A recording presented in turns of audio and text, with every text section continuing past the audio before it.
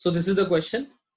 The tangent to the curve y is equals to e raised to the power x drawn at the point c comma e की power c intersects the line joining the point c minus 1 e raised to power c minus 1 and c plus 1 e raised to the power c plus 1.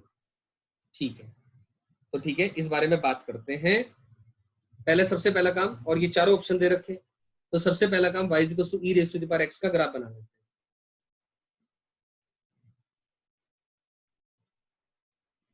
ठीक है, y equal to e power x का graph अपन सबको आता है, ये रहा graph.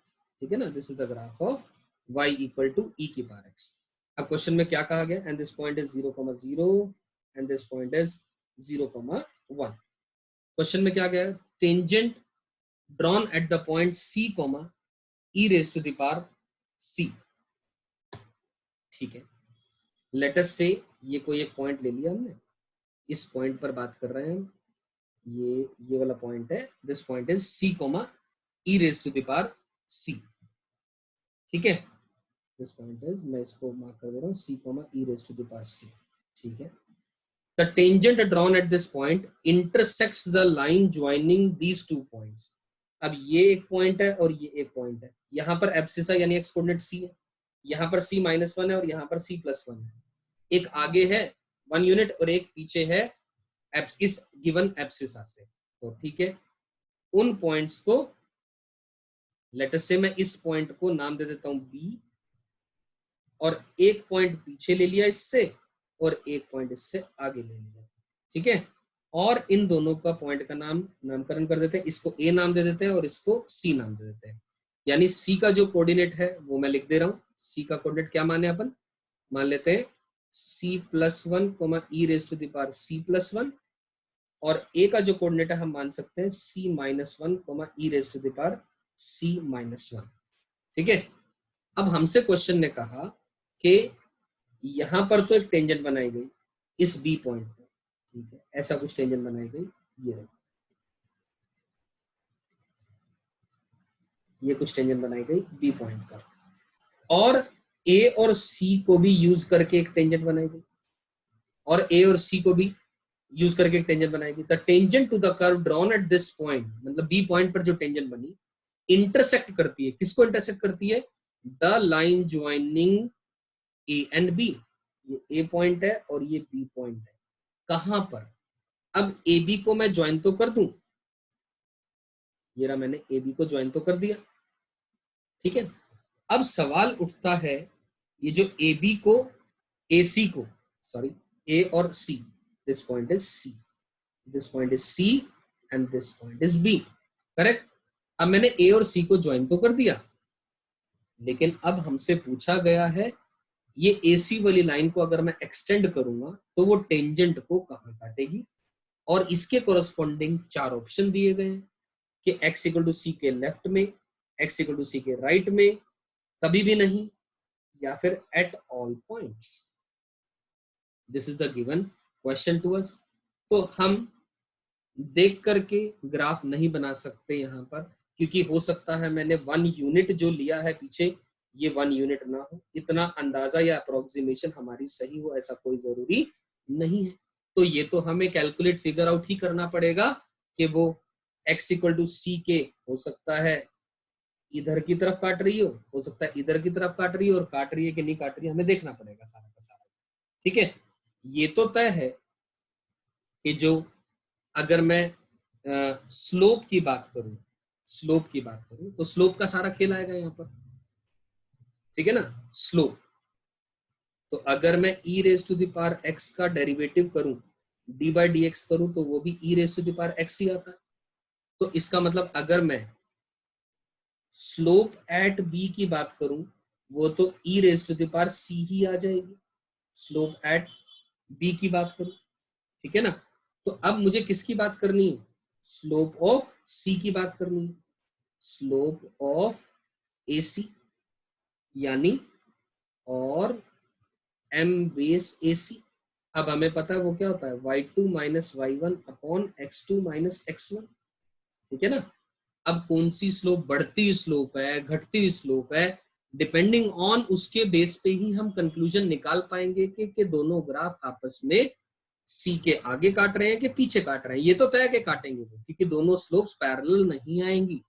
दोनों स्लोप पैरेलल आएंगी केवल और केवल वही केस होगा जब वो दोनों पैरेलल होंगी और एक दूसरे को कभी नहीं काटेंगे, ठीक है ना। तो एट नो पॉइंट वाला तो ऑप्शन वैसे ही गलत हो जाएगा, श्योर है।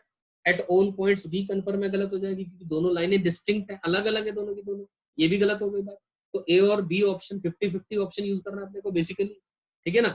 तो क्या हो जाएगा इसके अंदर में, ध्यान से देखिए, y2 माइनस का y1, अब इसका मतलब e raise to the power c plus 1 minus e raise to power c minus 1 divided by c plus 1 minus of c minus 1।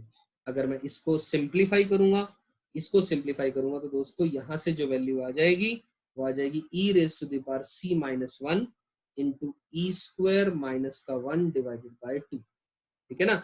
c तो नीचे कट जाएगा, 1 और 1 2 हो जाएगा, e raise to power c minus 1 common लिया, E square minus का 1 divide by 2 आ जाएगा। यहां तक बात समझ में आ गई। तो अब मैं क्या कहना चाह रहा हूं, ध्यान से देखें। अब मैं ये कह रहा हूं कि अब जो स्लोप एट बी आ गई वो e raise to power c आ गई, यानी e raise to the power c minus 1 into E लिख सकता हूँ, कोई दिक्कत नहीं है। और स्लोप ऑफ ए बी की बात करूं जो अभी अभी हमने लिखी, वो क्या लिखी है, e raise to the power c minus 1 into E square minus का 1 डिवाइडेड बाय 2 लिख दिया। और e क्या होता है, नेपियर्स कांस्टेंट होता है, और e की जो वैल्यू होती है वो 2.7 से लेकर के 2.8 के बीच में होती है। और e क्या होता है, इररेशनल नंबर होता है, ये अपने को पता है सभी, ये इररेशनल नंबर होता है और 2.7 से लेकर के 2.8 के बीच में होती है वैल्यू। तो यहां से हम कैलकुलेशन कर सकते हैं। अब ये वाला जो पोर्शन है दोनों के अंदर में e raise to the power c minus 1 यहाँ भी और यहाँ भी दोनों जगह सेम है। अब e और e स्क्वायर माइनस का 1/2 के अंदर में ये तय है, कैलकुलेशन से पता लग रहा है e स्क्वायर माइनस का 1/2 की वैल्यू e से बड़ी आएगी, e से बड़ी आएगी तो इसका मतलब ये बात क्लियर होगी। और e जो है ना 1 से बड़ा नंबर है, तो ये वाले नंबर को मल्टीप्लाई करेंगे तो obviously slope of A B जो है, स्लोप ऑफ ए बी की बात कर रहा हूँ या ए सी की, A C, slope of this is A C, slope of A C will be greater than the slope at B, B पर स्लोप से ज्यादा हो जाएगी। You getting my point. तो AC की स्लोप ज्यादा आ गई, अब इस बात पे ध्यान देना जरूरी है। अब AC की स्लोप ज्यादा आ गई यानी एंगल ऑफ इंक्लिनेशन ज्यादा है, मैं लिख सकता हूं देयरफॉर मोर इंक्लिनेशन एंगल, इंक्लिनेशन एंगल। अगर ज्यादा इंक्लिनेशन एंगल है मतलब मैं सिंपल सी भाषा में बात करूं कि ये और ये में इसकी स्लोप ज्यादा है तो इंक्लिनेशन ज्यादा होगा, ठीक है ना, इन रिलेटिव टू दिस वन, ठीक। तो वही बात बस यहाँ पर हम कंक्लूड कर सकते हैं कि ये एंगल ज्यादा बना रही है, कौन सी, AC लाइन अगर ज्यादा एंगल बना रही है तो ये इस तरीके से पीछे एक्सटेंड हो जाएगी और ये लाइन ऐसे काटेगी। भले ही diagram may not be the accurate, क्योंकि हम वो एक्यूरेसी पे आ भी नहीं सकते अप्रोक्सीमेशन से, तो वो पीछे की तरफ इस तरीके से काटेगी। अगर वो आगे की तरफ काटेगी तो वो स्लोप कम वाला केस हो जाएगा, हमें तो AC की स्लोप ज्यादा चाहिए। तो ज्यादा चाहिए तो यानी इसका मतलब इस लाइन ने, AC लाइन ने टेंजेंट ड्रॉन एट बी पर काटा, कहां काटा, x equal to C, x equal to C कहां पर है, ये रहा, x इक्वल टू सी के कहां पर, लेफ्ट में काटा, x इक्वल टू सी के लेफ्ट में काटा, यानी option number A is correct for this question, ठीक है।